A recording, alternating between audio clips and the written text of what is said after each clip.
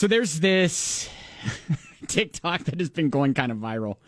Her name's Sarah. She just has a question. She was born in 1997. Okay, this is a genuine question to like older people. What did you do before you could look something up? Like, if you saw someone and you were like, oh, they remind me of that actor. What was that? What's his name? Like, and none of your friends knew. Would you go to a library?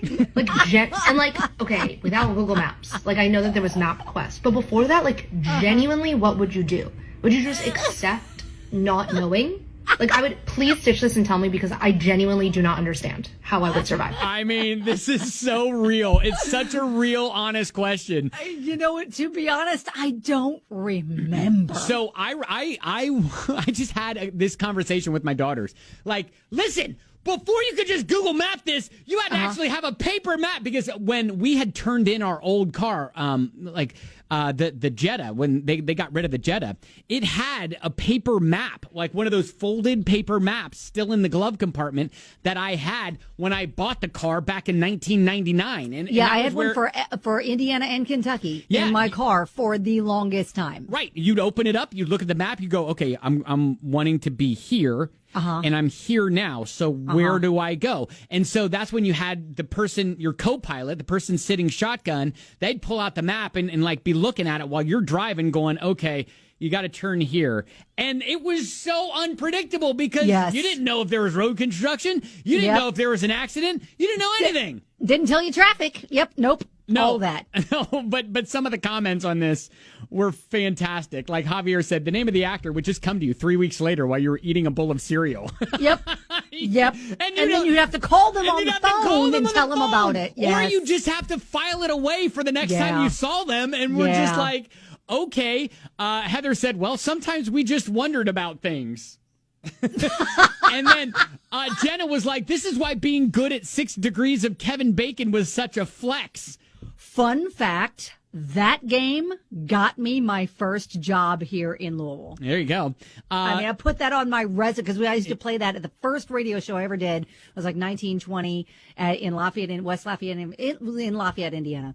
And that is what got the attention of the program director that got me hired. I remember at 102.3 when it was Mix 102 back in the day. There you go. I remember going into record stores. So, you remember like Ear Ecstasy used to be a thing here. Sure, yeah. And there was FYE in the malls and stuff like that. There were like record stores where you'd go, you'd buy music in an actual place, physical music. And so I would go in there and I would have no idea what the name of the song was, because we didn't have like things on the radio or things on our phone that could just tell you what the name of the song was. And if the DJ at the time on the radio never said what the song was, you'd be sitting there going, dang it, why don't they ever say it? And so I would walk into the record store and I'd be like, hey,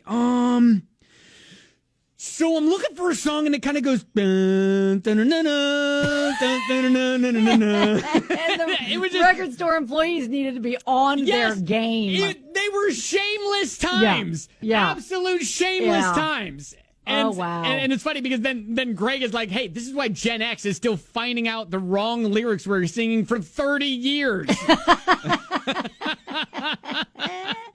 But what a fun, simple But I love the fact that she referenced MapQuest in her whole thing. She was like, yes. yeah, like before Google Maps, I know you had MapQuest. Yeah, which of course MapQuest was a thing where you actually had to get on, and that was like the early stages of like this Google Maps. Yes, but you had to find it and print it out first before you left. Yes. 100%. Davey said, you know how you seem puzzled by this question? Yeah, that's the same feeling that we just sat with.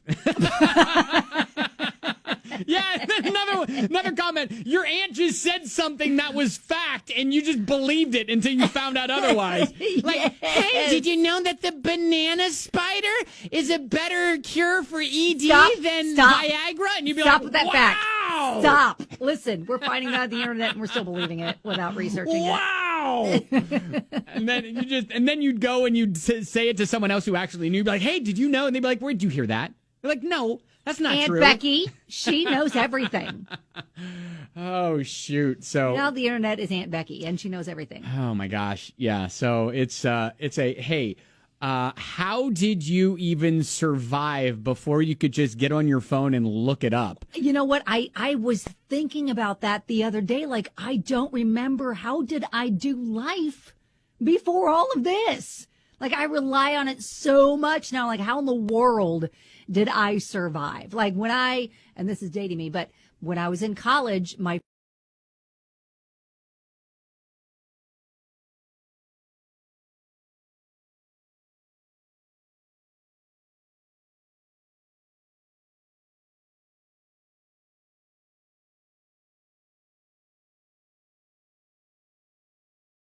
first phone was a Motorola gray flip phone, $5 a month, emergency use only. Yeah, I know. I mean, there was a time when you bought internet by the minute, and you get like 20 minutes of internet a month. And you're like, I got the good plan. I got 50 minutes of internet a month. You're like, what, are your parents rich? Yep.